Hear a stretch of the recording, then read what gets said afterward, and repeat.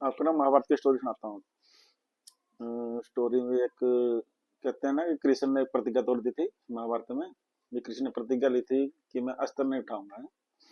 तो उसके बारे में स्टोरी सुनाता हूँ आपको। तो जो कृष्ण ने प्रतिज्ञा ली थी ना, वो मतलब बोली थी कि भाई, मतलब कि द्रौपदी और अर्जुन दोनों ना उसको मांगने चले गए थे युद्ध के लिए कि भाई हमारी तरफ से युद्ध लड़ना आपने। और कृष्ण को पता था जो अर्जुन है ना भाई उसकी सेना करके उसको मांग रहा है कृष्ण को, क्योंकि जब कृष्ण थे ना उस टाइम द्वापर युग में, तो सबसे अमीर व्यक्ति वही थे पूरी दुनिया के, कृष्ण। और सबसे ज्यादा सेना भी उसी के पास थी, मतलब कि पूरी दुनिया में जो सबसे ज्यादा सेना थी ना कृष्ण के पास थी। तो इसलिए दुर्योधन को उससे मतलब कि, और पहला मतलब कि हक भी उसे को दिया गया भी, पहले ना दुर्योधन मांगेगा। तो मतलब कि कोई धर्म होगा, मतलब कि भी बड़ा भाई की मांग पहले होगी मतलब। तो दुर्योधन उसका भाई तो लगता ही था अर्जुन का। तो मतलब कि, तो उसने ना, कृष्ण नहीं चाहते थे भी दुर्योधन उसको मांगे, कि वो नहीं चाहते कि मैं अधर्म का साथ दूं।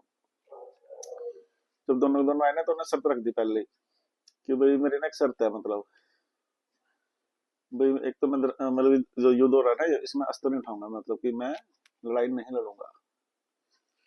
ठीक है। और दूसरी है कि भाई या तो मैं अकेला, अकेला हूं मैं, या फिर मेरी सेना, मतलब कि इन दोनों में से मांग लो कुछ भी।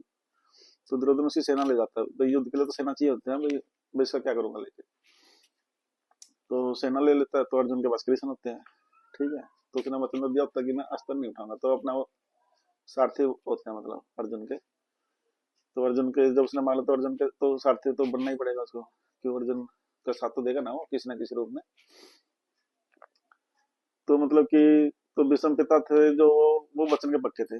जैसे राम के रघुकुल में कहते हैं ना भी, राम प्रीत सदा चली आई, प्रीत सदा चली आई कि भी प्राण जाए पर वचन ना जाए। तो जो युधिष्ठिर थे ना, मतलब कि तो क्या है, क्या होता भीष्म पिता, ये वचन के पक्के थे। तो भीष्म पिता वचन के पक्के होने के कारण तो कृष्ण उसके मतलब दीवाने थे, मतलब कि इसके फैन थे मतलब भीष्म पिता के। तो भाई ये वचन का पक्का, इसके उसका आदर सम्मान बहुत करते थे भीष्म पिता के। तो वचन क्यों दिया था उन्होंने, जो उनके पिता थे ना, मतलब उनका नाम शांतनु नाम है मेरे ख्याल से, जो भीष्म पिता के पिता जी है। तो जो हस्तिनापुर है ना ये, मतलब इसके राजा भीष्म पिता ही थे, मतलब जिसके पीछे युद्ध हुआ राजपाट के लिए। वो क्या है कि जो पिता थे ना, मतलब उसको ना एक औरत पसंद आ जाती है भीष्म पिता के डैडी को। तो मतलब कि उसको ना शादी के लिए कहते हैं भाई मैं ना तुमसे शादी करना चाहता हूँ। तो वो औरत उसको मना कर देती है, अभी मैं शादी नहीं करूंगा तेरे से। बोलते हैं कि भाई तुम्हारा लड़का राजा तो भीष्म पिता बनेगा, भीष्म बनेगा राजा, कि मेरे बच्चे तो राजा बनेंगे नहीं ना। भी आज तो मैं मछली पकड़ती हूँ, वो मछली पकड़ती थी, कि मेरे बच्चे तो मछली पकड़ के गुजारा कर लेंगे। ठीक है। भाई कल को ये, भाई मैं तुमसे शादी कर लूंगी, कल को ये मछली पकड़ने में भूल जाएंगे। तो मना कर देती है वो। तो वो भी धर्म के पक्के थे भाई, जिसको राजपाट है उसको मिलना चाहिए, तो वो उसको मना कर देते हैं, चल कोई बात नहीं। तो ना दुखी रहने लगा था, मतलब दिल उनका ना दुखी दुखी रहता है। तो विष्णु पिता पूछते हैं उसको अपने पिता से, भाई तुम क्यों दुखी हो। तो बोलता है कि भाई ऐसे ऐसे भाई, मैं किसी से शादी करना चाहता था और मैं तेरा हक नहीं मानना चाहता। तो विष्णु पिता उस औरत के पास खुद गए, भाई तू मेरे पापा से शादी कर ले। ठीक है। और भाई मैं जिंदगी भर कसम खाता हूँ मैं कभी शादी नहीं करूंगा और ना ही मैं राजा बनूंगा, भाई तेरे बच्चे राजा बनेंगे, ये मैं वचन देता हूँ। तो वो शादी कर लेते हैं उसके साथ में। ठीक है। तो मतलब कि वो एक तो गंगा पुत्र है, वो विष्णु पिता ना गंगा पुत्र है। और गंगा का जन्म कैसे हुआ, विष्णु भगवान के प्रारंभ से। जो गंगा, जो माता है ना, जो विष्णु के चरणों से निकली आई। और राम के कुल में जो उनके पूर्वज थे राम जी के, वो भागीरथ थे जो गंगा को धरती पे ले जाए, उनके पूर्वजों को उद्धार किया उन्होंने। ठीक है।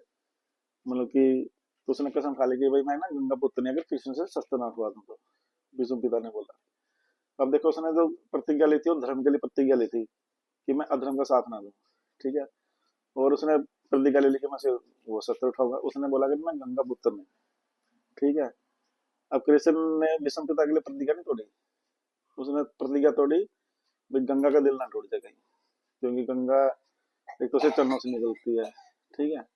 और दूसरा उसने उसे कुल का उद्धार किया राम के समय में, विष्णु अवतार तो है ही यही। तो मतलब कि फिर उसने देखा भी गंगा का दिल ना टूट जाए, कल को गंगा ही कहेगी भाई तुम अपना वचन तो मान, भाई तुम तो बड़े हो गए, भी अपना वचन पक्का रख लिया, सत्य नहीं उठाया, भाई मेरा पुत्र झूठा पैदा झूठा हो गया मतलब है, भी उसका दिल ना टूट जाए भाई, भाई हम तो आपने छोटे मान लिया मतलब, तो उसको मान सम्मान के लिए उन शस्त्र उठाया मतलब, गंगा के मान सम्मान के लिए। तो मतलब ये स्टोरी है महाभारत की।